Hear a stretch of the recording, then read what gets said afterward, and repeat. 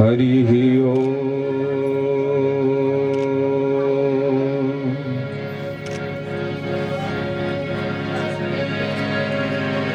श्री गणेशाय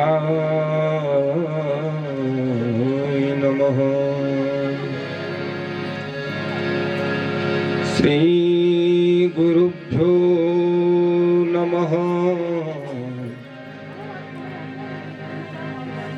श्री सीतारामचन्द्राभ्यां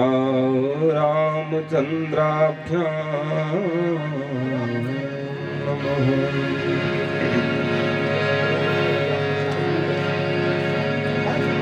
लंबोदरं परमसुन्दरमेकदन्तं रक्तांबरं त्रिनयनं परमं पवित्रम्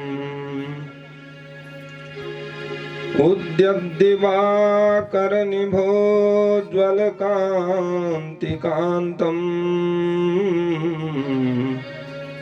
विघ्नेश्वरं सकलविघ्नहरं नमामि। शुक्लां ब्रह्मविचारसारपरमाम् आद्यां जगद्व्यापिनीं वीणां पुस्तकधारिणीं अभयदां जाड्यान्धकारापहां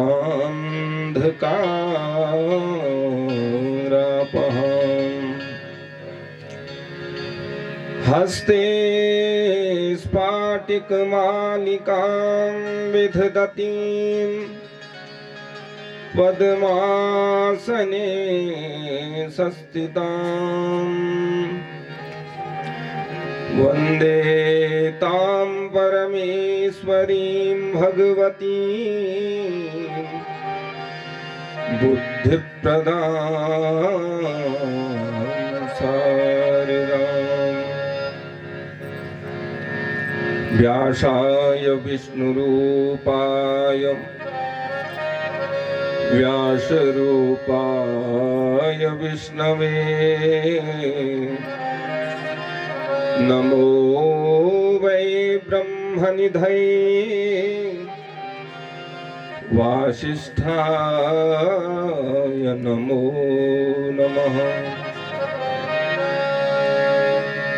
गुरुर्ब्रह्मा गुरुर्विष्णु गुरुर्देवो महेश्वरा गुरुर्साक्षात् परब्रह्म तस्मै श्री गुरुवे नमः।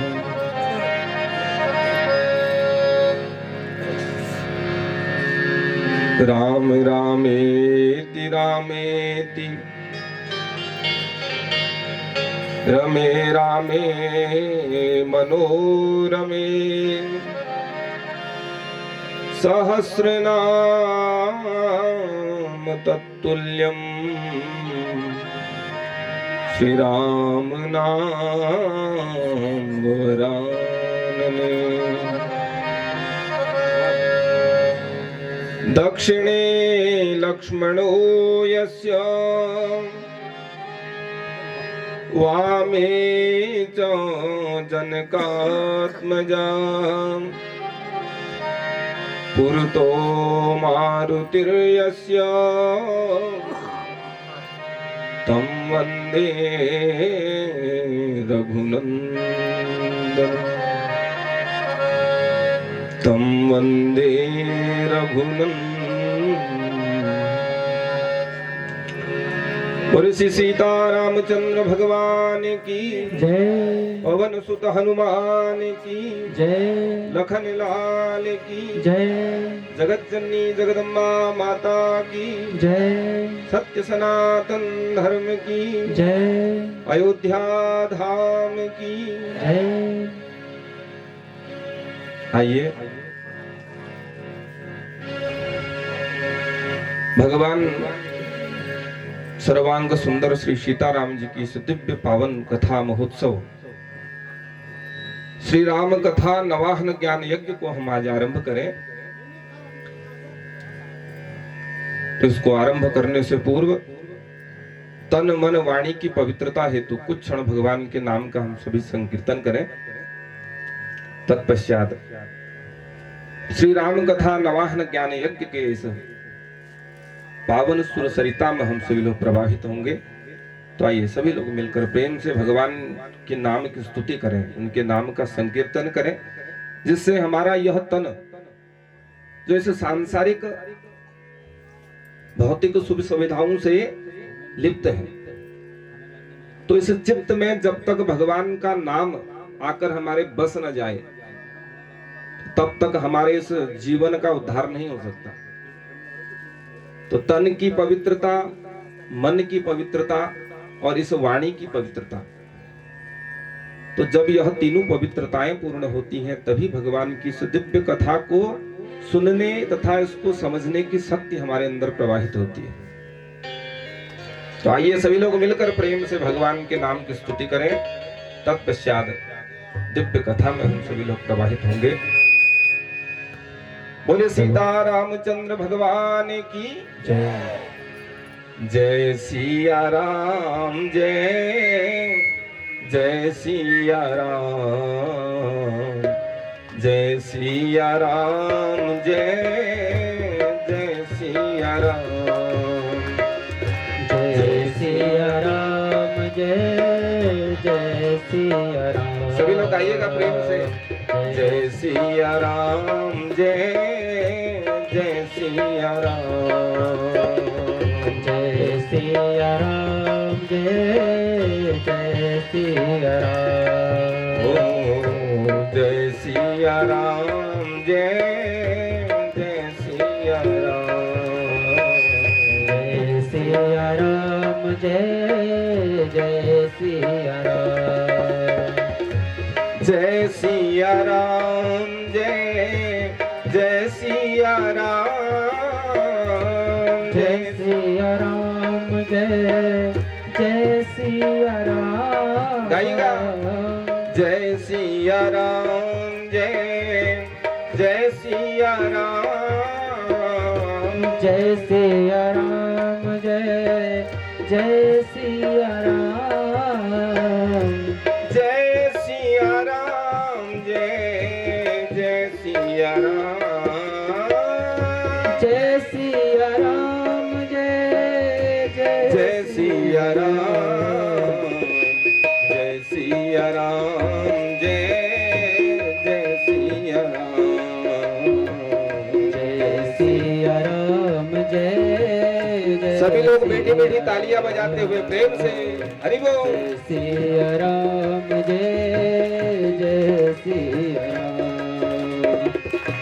जय सिया राम जय, जय सिया राम, जय सिया राम जय, जय सिया राम। गाइए। जय सिया राम जय, जय सिया राम, जय सिया राम जय, जय सिया राम। जय सिया राम जय, जय सिया राम, जय सिया राम जय, जय सिया राम। जय सिया राम जय, जय सिया राम, जय सिया राम जय, जय सिया राम। जय सिया राम जय, जय सिया राम, जय सिया राम जय, जय सिया राम। ओ जय सिया राम जय, जय सिया राम, जय सिया राम जय, जय सिया राम। जय सिया राम जय, जय सिया राम, जय सिया राम जय, जय सिया राम। जय सिया राम जय, जय सिया राम, जय सिया राम जय, जय सिया राम। जय सिया राम जय, जय सिया राम, जय सिया राम जय, जय सिया राम।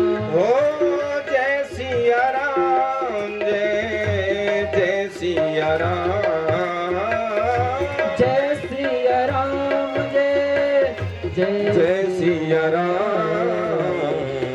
जय सिया राम जय, जय सिया राम, जय सिया राम जय,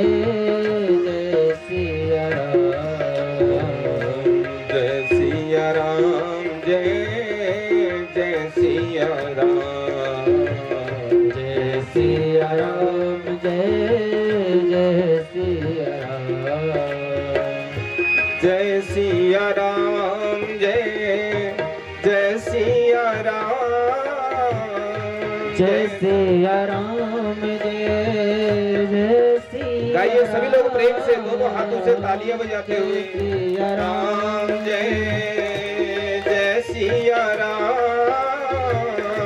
जय सिया राम जय जय सिया राम प्रेम से जय सिया राम जय जय सिया राम जय सिया राम जय जय सिया राम जय सिया राम जय जय सिया राम जय सिया राम जय जय सिया राम जय सिया राम जय जय सिया राम जय सिया राम जय जय सिया गाइए राम जय सिया राम जय जय सिया राम जय सिया राम जय जय सिया राम जय सिया राम जय जय सिया राम जय सिया राम जय जय सिया राम जय सिया राम जय जय सिया राम जय सिया राम जय जय सिया राम जय जय विघ्न हरण हनुमान जय जय विघ्न हरण हनुमान ओ जय सिया राम जय जय सिया राम जय सिया राम जय जय सिया राम जय सिया राम जय जय सिया राम जय सिया राम जय जय सिया राम जय सिया राम जय जय सिया राम जय सिया राम जय जय सिया राम जय सिया राम जय जय सिया राम जय सिया राम जय जय सिया राम जय जय विघ्न हरण हनुमान जय जय विघ्न हरण हनुमान जय सिया राम जय जय सिया राम जय सिया राम जय जय सिया जय राम सिया राम जय जय सिया राम जय जय सिया राम बोलो सीता रामचंद्र भगवान की जय पवन सुत हनुमान की जय अयोध्या धाम की जय जय जय श्री सीताराम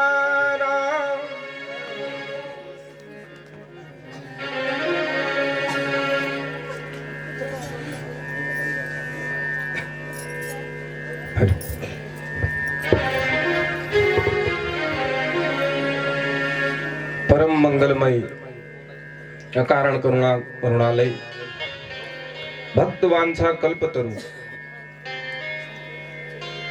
भगवान श्री राघवेंद्र जी श्री सीता रामचंद्र जी की पावन वांग्मयी मूर्ति पावन यह ग्रंथ श्री रामचरितमानस जी के पावन चरणों में बारंबार नमन बंदन करते हुए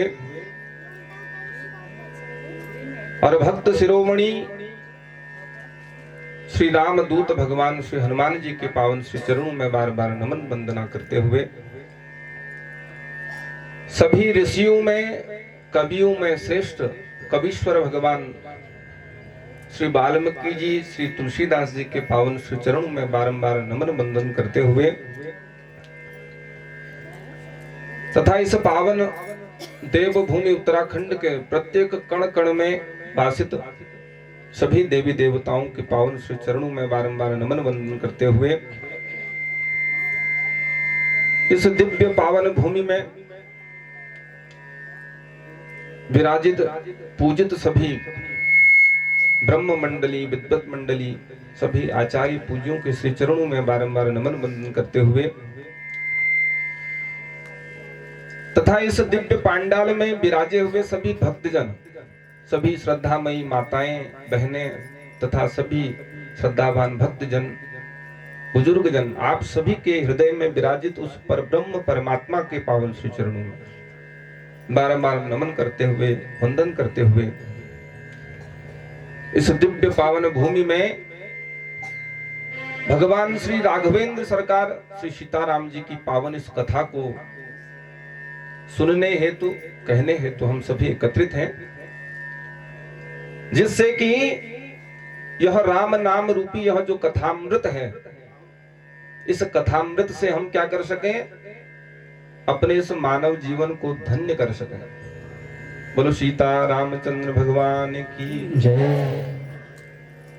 तो कहते हैं कि यह सुअवसर हमें आज प्राप्त हुआ, तो भगवान की कृपा है, करुणा है, दया है, और ऐसा सुअवसर आज हमें प्राप्त हुआ है कि जिससे इस दुखालय में, हम जिसे पृथ्वी लोक समझते हैं ना, इस भूमि हम जिसको पृथ्वी लोक कहते हैं, यह ब्रह्मांड कहते हैं, तो यह क्या है, तो यह जो शाश्वत सृष्टि भगवान के द्वारा व्याप्त है, 14 लोक बनाए, तो इसमें एक यह जो लोक भूलोक है, तो यह भूलोक कहते हैं। तो श्रीमद् भागवत में भगवान ने कहा है कि दुखालय में शाश्वतम, इस संसार में हम क्या चाहते हैं, हम सभी लोग संसार में हमने जन्म लिया, लेकिन चाहते हम क्या है, बताइए कोई। इस संसार में हर कोई सुखी रहना चाहता है, कोई ऐसा है जो दुख चाहता है। तो इस संसार में आके हम सभी लोग सुख चाहते हैं, तो भगवान कहते हैं कि सुख इस संसार में मिलता ही नहीं है, तो इसका नाम है दुखालय। जैसे हम देवालय में जाते हैं, भगवान के दर्शन करते हैं, विद्यालय में जाते हैं, विद्या ग्रहण करते हैं, तो दुखालय में शाश्वतम, यह जो संपूर्ण सृष्टि है, तो यह कैसी है, दुख को देने वाली है। और देखिए हम कितने पागल लोग हैं, जहां दुख मिलता हो हम वहां सुख चाहते हैं। तो तभी हम अपने उस जीवन के परम पुण्य को प्राप्त नहीं कर पाते। हमारे मानव जीवन का जो ध्येय है, जिस कर्म हेतु इस संसार में हमारा जन्म हुआ है, तो हम उसे प्राप्त नहीं कर पाते। इसी दुनिया में किसी न किसी प्रकार से रह जाते हैं, कोई मैष बन भी रह जा, कोई भैंस बन भी रह जा, कोई कुकुर, कोई बिराऊ। तो यह मानव जीवन का सत्य है। हम इसे कितना ही झुटलाने का प्रयास करें, लेकिन हम इसी संसार, भगवान ने बनाई ना 84 लाख योनियां, तो उसी में हम किसी न किसी रूप में इसी संसार में रह जाते हैं।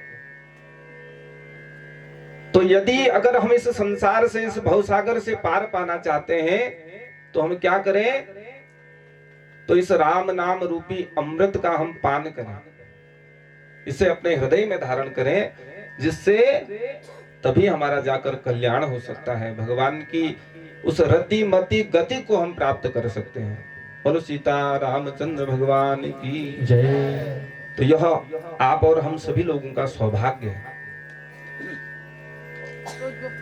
कि भगवान की इस दिव्य कथा को सुनने का, कहने का अवसर भगवान की कृपा से ही आज मुझे भी प्राप्त हुआ। तो आप सभी लोग भाग्यशाली हैं कि आपने पूर्व में भी इस कथा को इसी पंडाल में सुना है। तो किंतु आज मेरा भी बहुत सुंदर भाग्य है, सौभाग्य है कि जिससे मुझे आप सभी के बीच में इस कथा को कहने का अवसर प्राप्त हुआ। तो यह जो राम कथा है, तो यह भगवान की उस परम गति को प्राप्त कराने वाली है। हम कहते हैं ना, राम से बड़ा राम का नाम। तो कहते हैं कि राम जी में भी उतनी शक्ति नहीं है, राघवेंद्र सरकार में भी उतनी शक्ति नहीं जितने उनके नाम में शक्ति है। तो जिसमें बड़े बड़े सिद्ध योगी जन जिस नाम में रमण करते हों, जिस नाम से मुक्ति पद को प्राप्त करते हों, ऐसा वह भगवान का पावन नाम है, तो जिससे मनुष्य की अवश्य मुक्ति होती है। और यह तभी हमने अभी भाग्य की बात कही। देखिए जीवन में दो चीजें हैं, एक तो है भाग्य और एक उससे भी बढ़कर है, क्या है, सौभाग्य। देखिए भाग्य और सौभाग्य लगता एक जैसा है, लेकिन है नहीं। हमारा भाग्य क्या है कि हमने क्या किया, मनुष्य योनि प्राप्त कर ली। देखिए 84 लाख प्रकार की योनियां हैं, सभी जानते हैं। तो 84 लाख योनियों में सबसे श्रेष्ठ योनि कौन सी है, मनुष्य योनि, मानव योनि। तो मनुष्य योनि को हमने प्राप्त किया, तो इतना बहुत कुछ नहीं है। जाति सतेषु लभते भुवि मानुषत्वम् तत्रापि दुर्लभतरं खलु भो द्विजत्वम्। जाति शतेषु लभते भुवि मानुषत्वम्।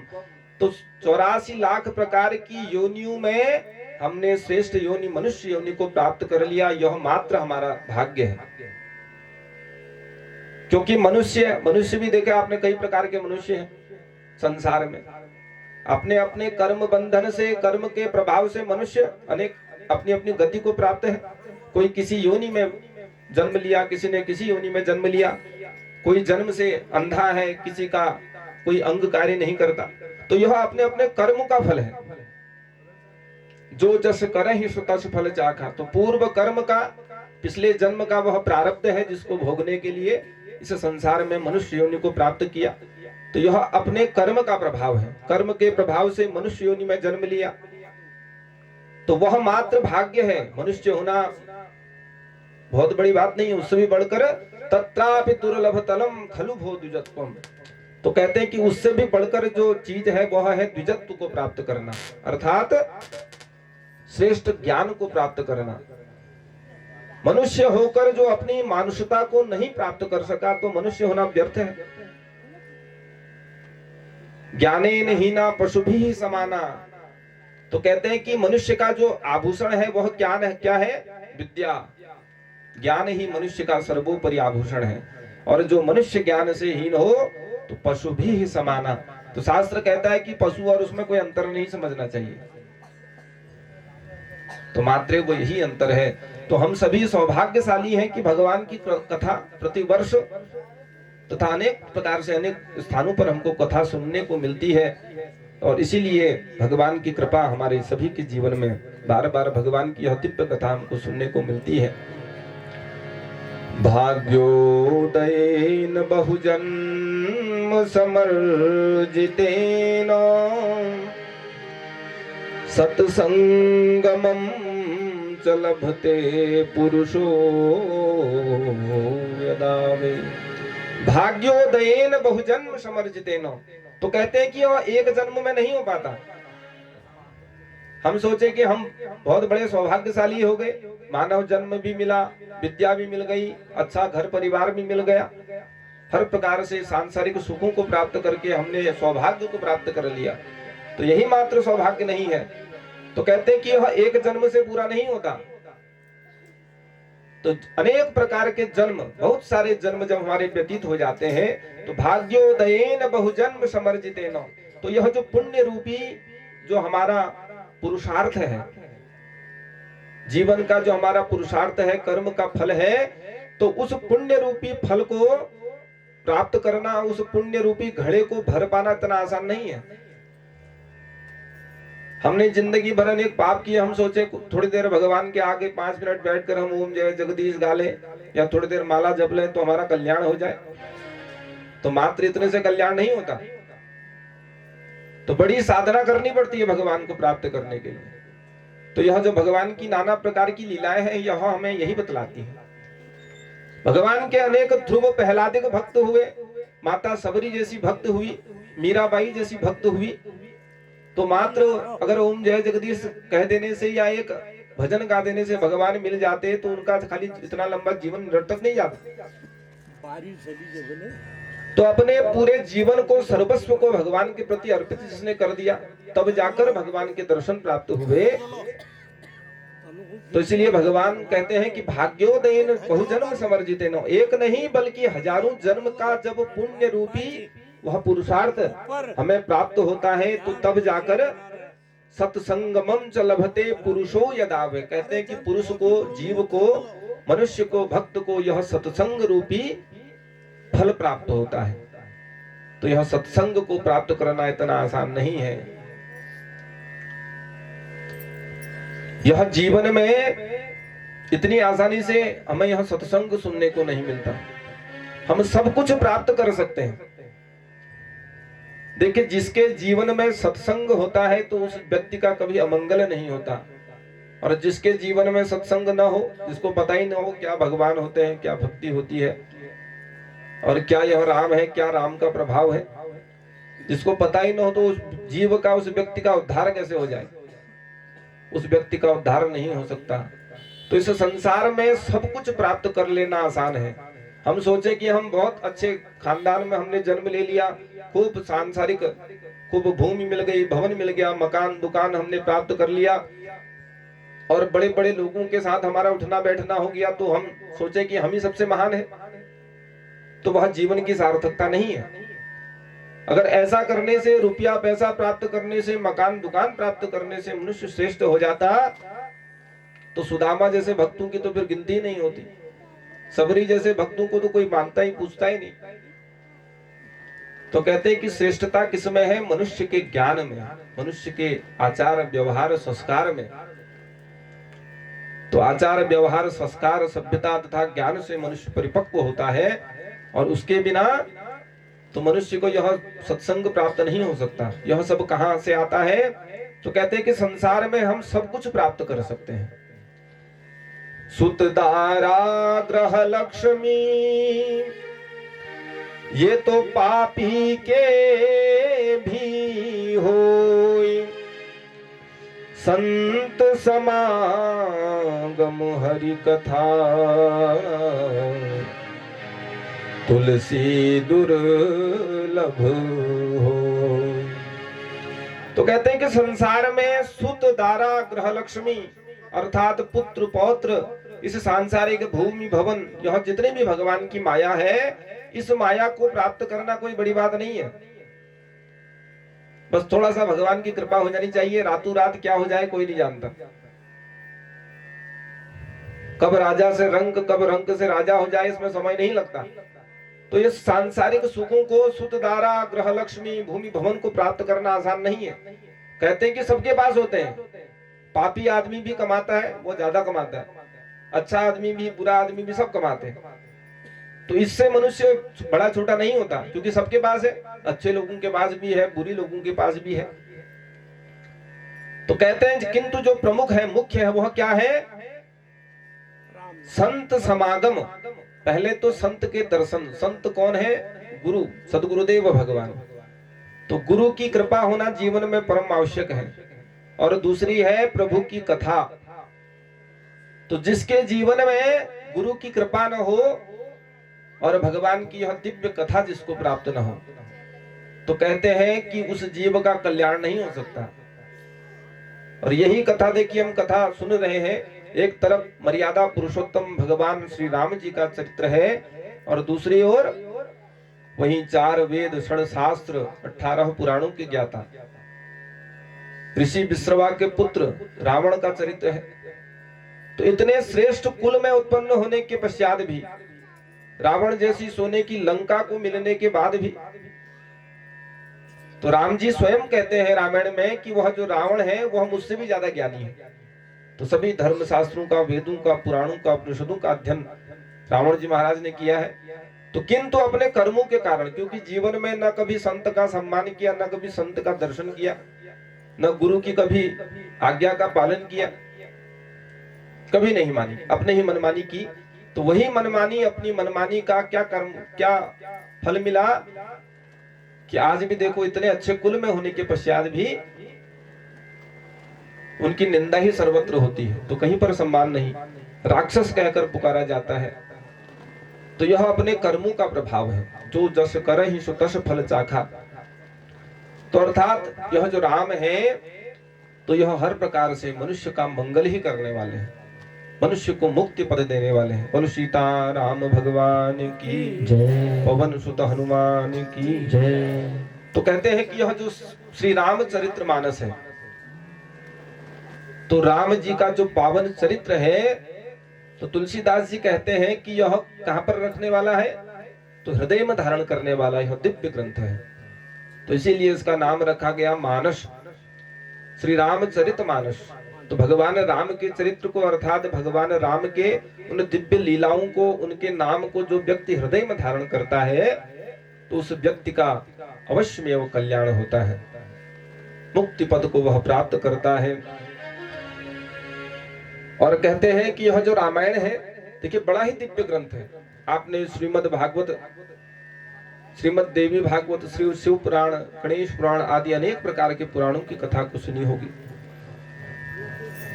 तो किसी में सत्य की वंदना है, किसी में शक्ति की वंदना है, किसी में ब्रह्मांड की वंदना है, किसी में परब्रह्म की वंदना है। किंतु श्री रामचरितमानस को श्री तुलसीदास जी ने लिखा तो आरंभ करते हैं वर्णानामर्थ संधानाम रसानाम छंदसामपि। वर्णानाम अर्थ संघानाम, तो प्रथम जो शब्द है तो वर्ण से आरंभ किया। देखिए कितना सुंदर अर्थ श्री तुलसीदास जी महाराज कहते हैं कि यह जो रामचरितमानस है यह किसी व्यक्ति विशेष के लिए नहीं है। देखिए आपने बीच में सुना होगा, बड़ा हंगामा हुआ महाराज देश भर में इस दिव्य ग्रंथ को लेकर। तो यह जो लोग हैं यह बड़े मूर्ख लोग हैं जो इस प्रकार की बातें करते हैं। यह जो राम कथा है, तुलसीदास जी महाराज कहते हैं कि वर्णानाम अर्थ संघानाम, यह एक व्यक्ति के लिए नहीं है। ऐसा नहीं कि बड़े बड़े लोग ही पढ़े, छोटे लोगों के लिए इसमें कुछ ना लिखा हो। तो वर्णानाम सभी वर्णों के लिए, वह किसी वर्ण का व्यक्ति हो, किसी धर्म का व्यक्ति हो, तो यह प्रत्येक वर्ण के व्यक्ति के लिए यह सुलभता से प्राप्त हो जाता है, वह कल्याणकारी है। और अंत में कहते हैं ते संसार पतंग घोर किरणें दह्यन्ति नो मानवा। ते संसार पतंग घोर किरणें दह्यन्ति नो मानवा। तो शुरू किया वर्ण से, अर्थात प्रत्येक वर्ण के लिए है, प्रत्येक जीव के लिए है। और कैसे जीव के लिए?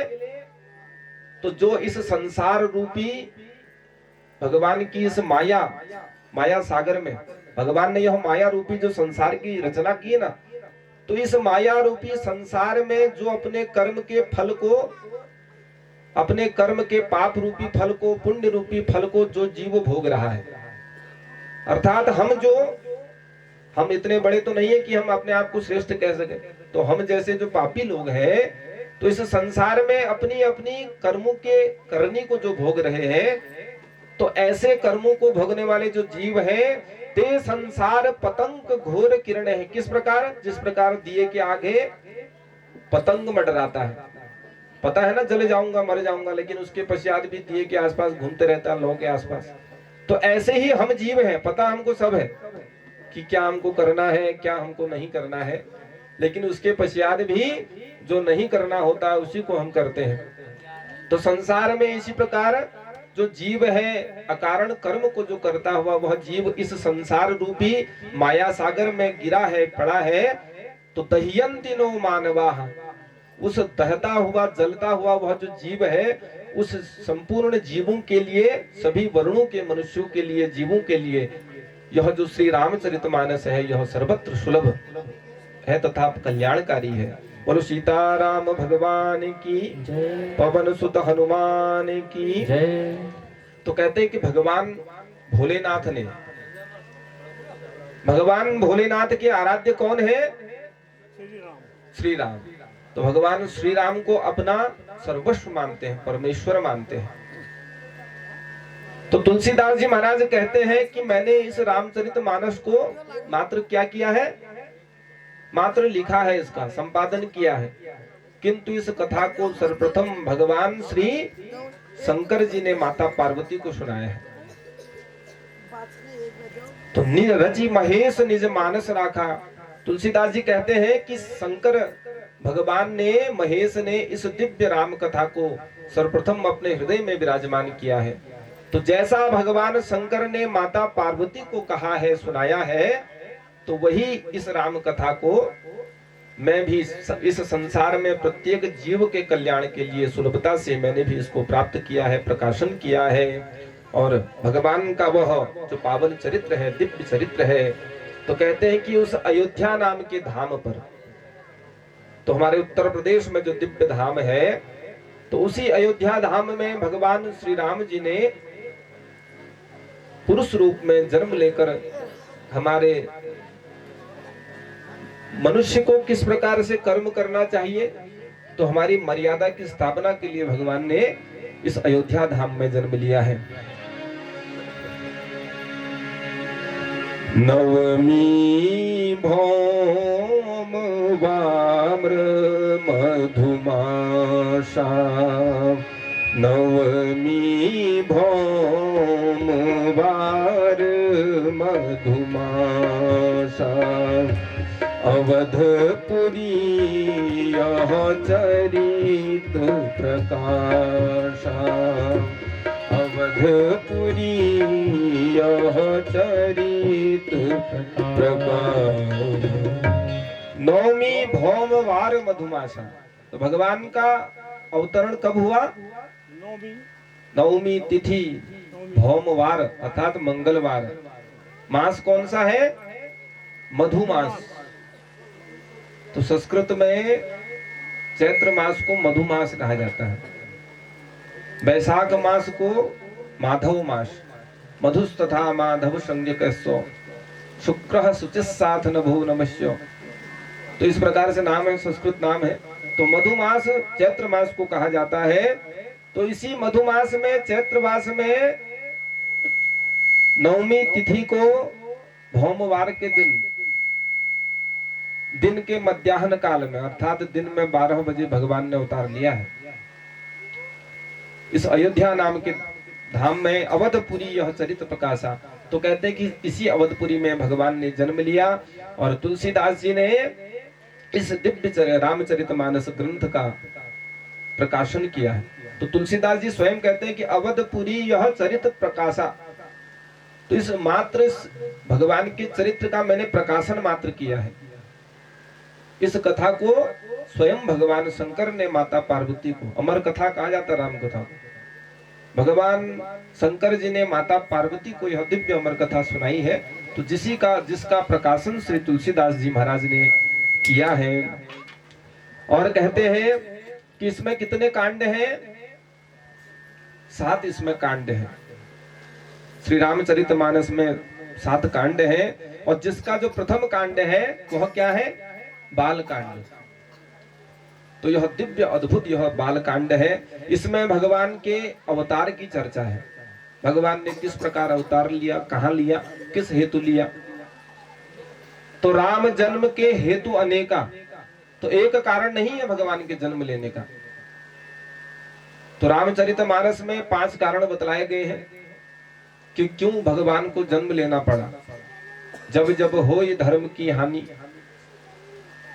तो 5 कारण है। अभी आप आगे सुनेंगे कि क्या क्या कारण है। तो 5 कारण हेतु भगवान ने इस धराधाम में जन्म लिया।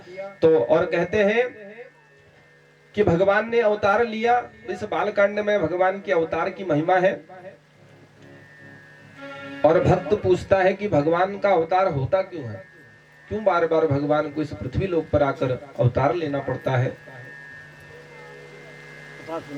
तो कहते हैं कि जब जब होए धर्म की हानि, यह जो हमारा सनातन धर्म है ना, तो इस धर्म पर जब जब क्या आता है?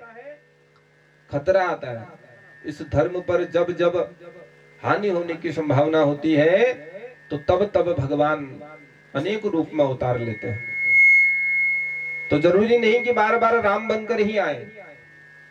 तो बहुत से लोग पूछते हैं ना, हमारे सनातन धर्म में तो भगवान ही इतने हैं कि कुछ कहा नहीं जा सकता। तो जिस प्रकार हमारे सनातन धर्म में मनुष्यों की भी कमी नहीं है।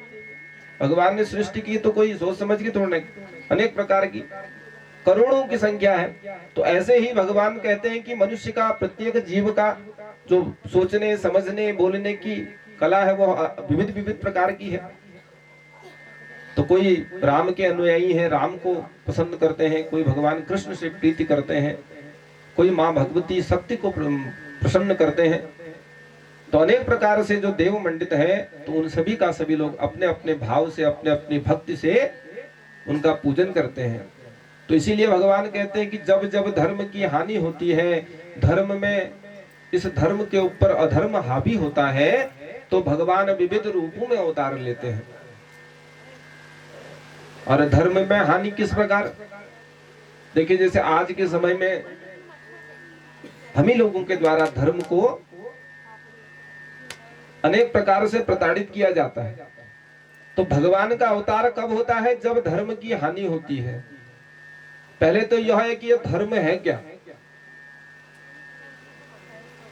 यह धर्म है क्या? तो यह धर्म हमारी इस सनातनी पद्धति का रक्षक है।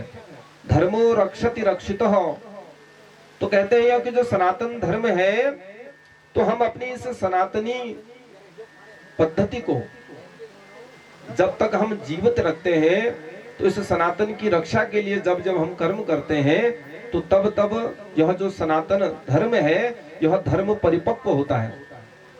तो जितने हमारे दैनिक कर्म बतलाए गए हैं, अनेक प्रकार से यज्ञ बतलाए गए हैं, जप बताए हैं, तप बताए हैं, व्रत बताए हैं और उपासनाएं बताई गई हैं, तो इन उपासनाओं को जब जीव बार बार करता है, अगर हम सोचें कि एक बार हमने माला जप ली, एक बार भगवान का नाम ले लिया, बहुत कर लिया, तो अब करने की जरूरत नहीं है। एक बार हमने घर में भागवत कर लिया, तो अब कोई जरूरत नहीं है, सब पितर लोग खुशेगी, महेश लोग खुशेगी, सब खुशेगी। तो ऐसा नहीं है महाराज। इस कथा को हम जितना सुने उतना कम है। किस प्रकार? कहते हैं कि जैसे हमारा यह मानव जीवन है, हम मनुष्य हैं, तो आप बताइए, अगर आपको एक बार भोजन करा दिया जाए, आप रह सकते हैं 2-4 दिन? तो इस अपने इस मानुष देह को पोषित करने के लिए हमको बार बार इसको चार्ज करने के लिए बार बार कुछ खाने को चाहिए, कुछ पीने को चाहिए,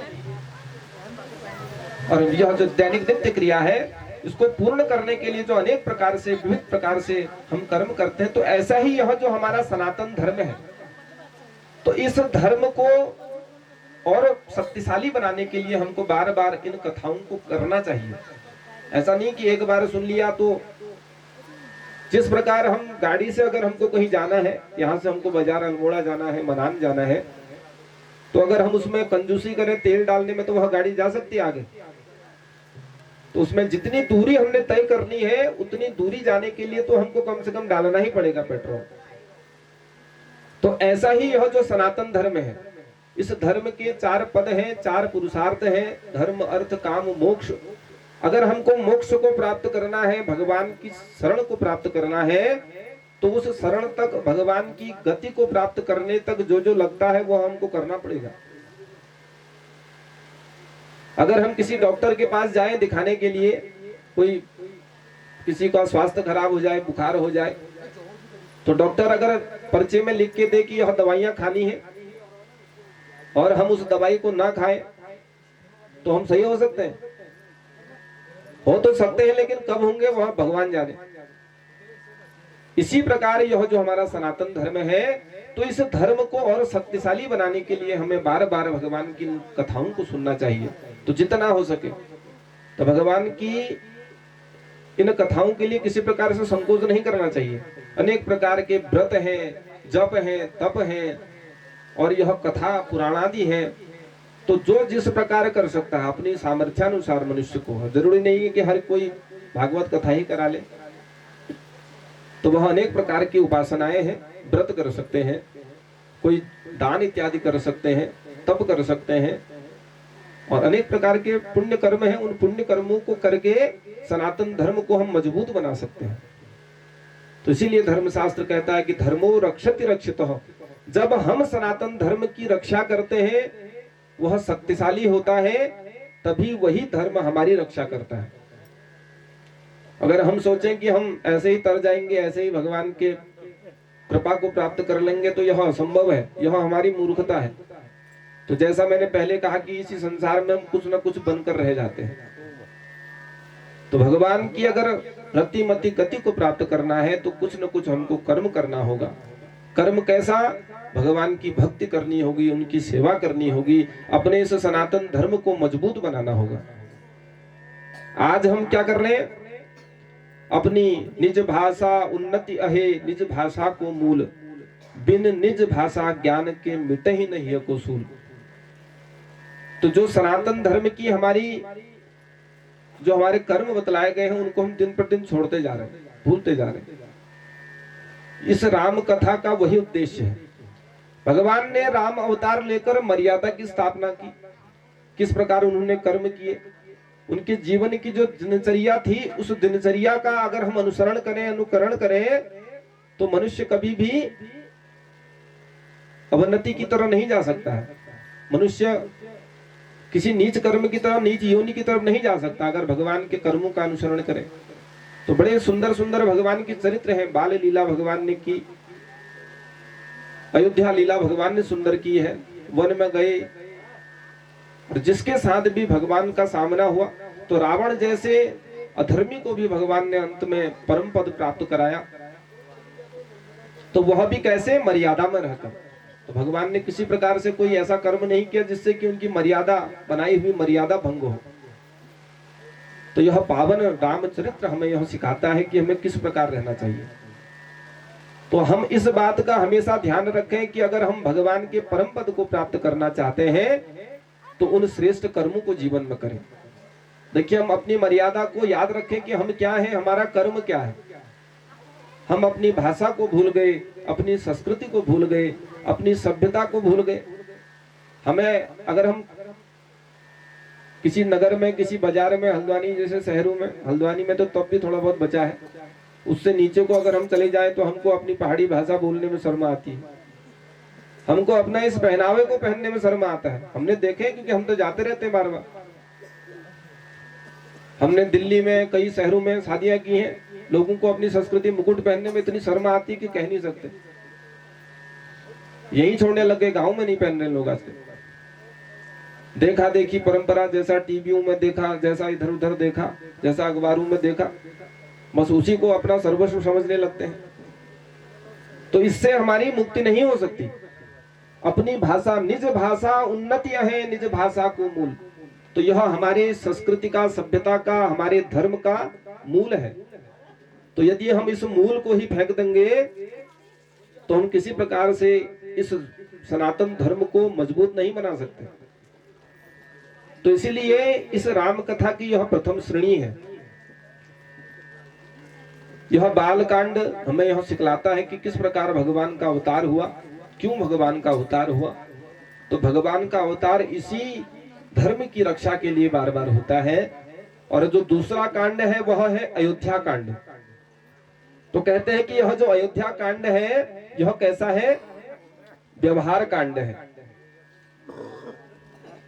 अर्थात कि हमें किस प्रकार व्यवहार करना चाहिए। अयोध्या कांड में भगवान ने अपने सुंदर आदर्श से यह बतलाया कि हमें किस प्रकार अपने माता पिता से कैसे व्यवहार करना चाहिए, अपने मित्रों से कैसे व्यवहार करना चाहिए। भगवान श्री सीताराम प्रातः काल उठते थे, प्रातः काल उठ के रघुनाथा, माता पिता गुरु नावहि माथा। तो प्रातः काल उठते थे, माता पिता को प्रणाम करते थे, गुरुजनों को प्रणाम करते थे, और उसके पश्चात अपना दैनिक नित्य कर्म करके, स्नानादि वंदन करके, अपने उनके इष्ट देवता कौन थे? रंगनाथ जी। तो रंगनाथ जी का पूजन स्तवन करते थे। उसके पश्चात दिव्य लीलाओं से अपने माता पिता को मोहित करते थे। तो अद्भुत चरित्र भगवान श्री राम जी का है। व्यवहार कुशल, अपने प्रत्येक जीव से, दूसरे व्यक्ति से कैसे व्यवहार करना चाहिए, अगर हमें यह सीखना है तो हम अयोध्या कांड का पाठ करें। तो अयोध्या कांड को हम पढ़ें तो उसमें आप समझ जाएंगे कि हमें क्या करना चाहिए जीवन में, किस प्रकार व्यवहार करना चाहिए। प्रत्येक रिश्तों में माता पिता के साथ क्या व्यवहार होना चाहिए, अपने पुत्र के साथ, अपने बहन के साथ, अपने भाई के साथ, पति पत्नी का क्या व्यवहार होना चाहिए। तो यह जो हमें अगर सीखना है तो हम इस दिव्य अयोध्या कांड का हम पाठ करें। और तीसरा कांड है अरण्य कांड। तो अरण्य कांड को हम कहते हैं उद्धार कांड। अनेक प्रकार से राक्षसों का उद्धार भगवान ने किया है। ताड़िका, मारीच, सुबाहु और अन्यान्य अनेक प्रकार के उन राक्षसों का उद्धार भगवान ने किया है। तो इसीलिए अरण्य का अर्थ ही वन से होता है। तो वन में अनेक प्रकार के जो दुष्ट राक्षस थे, उन राक्षसों का उद्धार करके भगवान ने इस अरण्य कांड को, तुलसीदास जी कहते हैं कि यह उद्धार कांड है। तो अनेक प्रकार से भक्तों का भी उद्धार, अपने भक्तों का भी उद्धार भगवान ने इसमें किया है। सबरी जैसे भक्तों का उद्धार किया, माता अहिल्या का उद्धार किया। जब वन का गमन भगवान ने किया तो रास्ते में जाते हुए माता सबरी मिली और अहिल्या माता मिली। और उसके पश्चात सुतीक्ष्ण जी का उद्धार किया, सुंदर गति प्राप्त की, और सरभंग जी और जटायु जी महाराज को उस मार्ग में जाते हुए माता अहिल्या आदि सभी का उद्धार भगवान ने किया है, इसीलिए इसको उद्धार कांड कहते हैं। और जो चौथा कांड है वह है किष्किंधा कांड। तो कहते हैं कि किष्किंधा कांड कैसा है, इसे तुलसीदास जी महाराज कहते हैं कि यह परिवार कांड है। हमारा परिवार किस प्रकार होना चाहिए। तो सुग्रीव आदि भगवान के भक्तों की कथा है। तो बाली सुग्रीव के सुंदर युद्ध चरित्रों का वर्णन है। तो यह जो किष्किंधा कांड है यह हमें बतलाता है कि अपने भाई से कैसा व्यवहार करना चाहिए, परिवार के लोगों से कैसा व्यवहार करना चाहिए। तो परिवार में किस प्रकार जीना है, किसके लिए क्या करना है, यदि सीखना है तो किष्किंधा कांड। तो बड़ा सुंदर चरित्र है। तो कहते हैं कि सुग्रीव जी महाराज ने कैसा किया,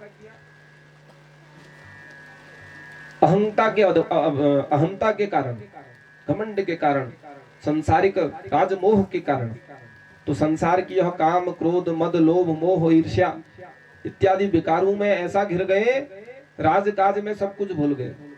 तो कहते हैं कि अपने भाई का राज्य तक छीन लिया, राज्य ही नहीं उनकी स्त्री का भी हरण कर लिया। तो अंत में भगवान ने उस बाली को क्या किया, मुक्ति प्रदान की, जिससे सुग्रीव जी महाराज के साथ भगवान की मित्रता हुई। तो उस बाली का उद्धार करके भगवान ने सुग्रीव के साथ मित्रता की, और जिन्होंने ही उस रावण की अधर्म पर उस ऐतिहासिक जीत में वह सुग्रीव जी महाराज भगवान राम के साक्षी हुए। और जो उसके पश्चात पांचवा कांड है तो वह है सुंदर कांड। तो सुंदर कांड है, तो यह जो सुंदर कांड है यह परोपकार का कांड है, जिसका नाम ही सुंदर है। तो सुंदरे किम न सुंदरम, कहते हैं कि जो नाम से ही सुंदर हो भला सुंदर कैसे नहीं हो सकता।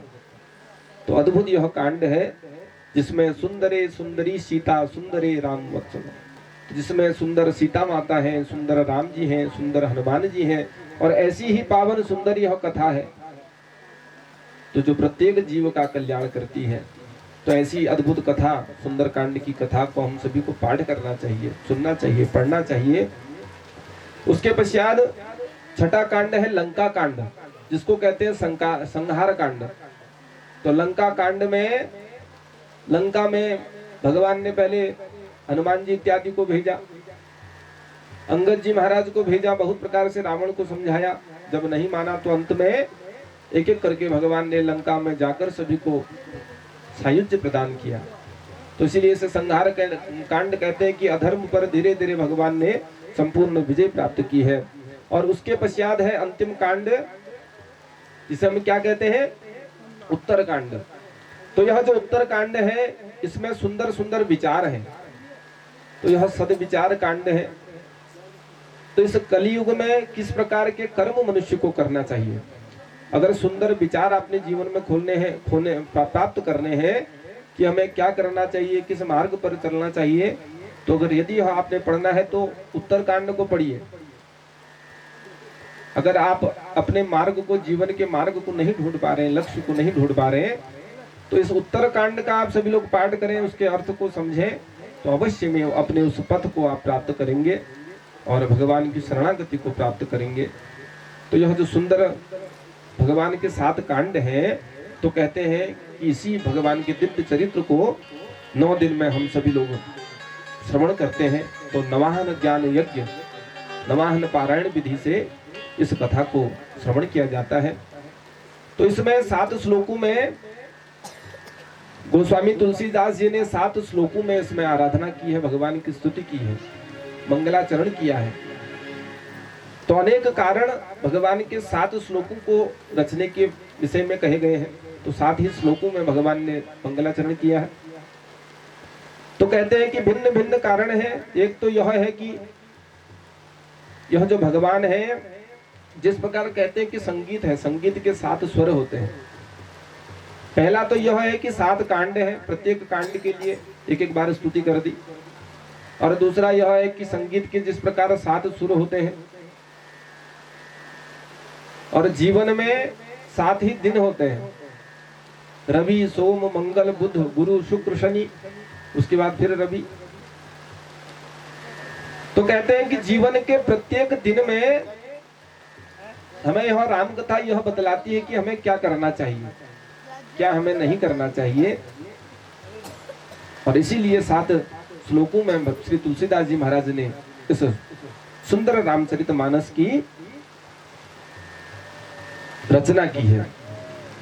तो आइए हम भी भगवान की सुंदर मंगलाचरण में प्रवेश करें। वर्णानामर्थ संघानाम रसानाम छंदसामपि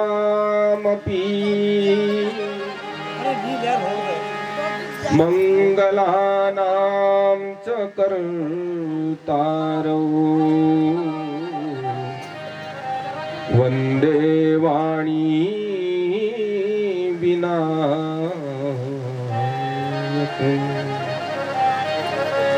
बोले श्री सीता रामचंद्र भगवान की जय। पवन सुत हनुमान की जय।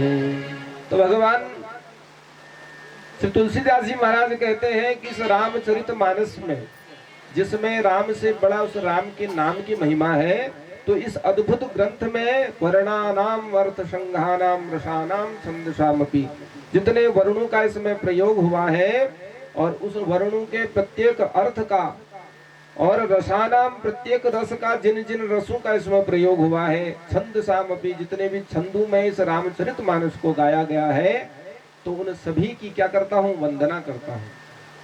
प्रत्येक वर्ण की, प्रत्येक अक्षर की, प्रत्येक रस की, प्रत्येक छंद की जो मंगल ही मंगल करने वाली है। मंगलानाम च कर्तारौ वंदे वाणी विनायकौ। तो कहते हैं कि इन सभी वर्णों का, रसों का प्रणाम करते हुए वाणी विनायक भगवान को मैं प्रणाम करता हूँ। तो कौन है? भगवान गणेश जी की स्तुति करता हूँ और उन भगवान गणेश जी की स्तुति करते हुए इस पावन ग्रंथ को आरंभ करता हूँ। तो इसके 2 अर्थ हैं। एक तो विनायक भगवान गणेश जी महाराज और वाणी की अधिष्ठात्री देवी माँ भगवती शारदा। तो कहते हैं कि शारदा माता तथा भगवान गणेश जी को प्रणाम करते हुए इस दिव्य पुराण को, इस दिव्य ग्रंथ को शुरू करता हूँ। तो कहते हैं कि बिना गणेश जी महाराज की स्तुति के कोई भी कार्य नहीं किया जाता। मंगलम दिशतु नो विनायको। तो कहते हैं कि सभी प्रकार से इन मंगल दिशाओं से जो जीव की रक्षा करते हैं, कल्याण करते हैं, मंगलम दिशतु नः सरस्वती।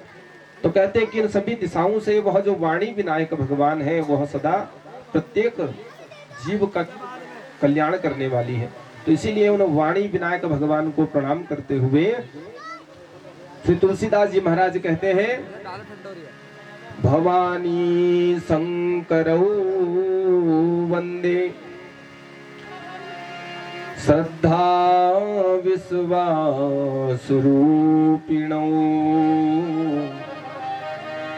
याभ्यां विना न पश्यन्ति सिद्धः शान्तस्तमीश्वरम्।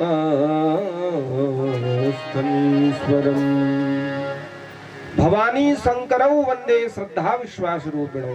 तो कहते हैं कि भवानी शंकर को मैं प्रणाम करता हूँ। कौन? माता पार्वती और भगवान शंकर। भवानी और शंकर को मैं प्रणाम करता हूँ जो कैसे हैं? श्रद्धा विश्वास रूपिणौ। तो कहते हैं कि माँ भगवती जो पार्वती है वह क्या है? श्रद्धा स्वरूपा है और भगवान शंकर विश्वास स्वरूप है। तो श्रद्धा और विश्वास जब तक जीव के हृदय में ना हो, हम कितना ही पूजा कर लें, कितना ही दिखावा कर लें या कितना ही कर्म कर लें, अगर हमारे मन में सच्ची भावना नहीं है तो हम जीवन में कितना यत्न कर लें कभी उसको प्रसन्न नहीं कर सकते। हम सोचते हैं ना कि बार बार भगवान, हम इतना पूजा करते हैं, पाठ करते हैं, इतना कुछ हम करते हैं, खूब जोर जोर से गाते भी हैं, ढोलकी भी बजाते हैं, अच्छे अच्छे भजन भी गाते हैं, नवरात्रि चल रही है, सब लोग किसी न किसी प्रकार से मैया को प्रसन्न कर ही रहे, लेकिन फिर भी हमने कभी भगवान नहीं देखे। तो वह भगवान ऐसे नहीं मिलते। श्रद्धा विश्वास रूपिणौ। और श्रद्धा कैसी हो? अगाध श्रद्धा। तो जब तक हमारे हृदय में श्रद्धा और उनके प्रति विश्वास न हो तो तब तक वह भगवान नहीं मिल सकते, हमको प्राप्त नहीं हो सकते। तो अगर उस श्रद्धा को कहते हैं कि जो श्रद्धा है बहुत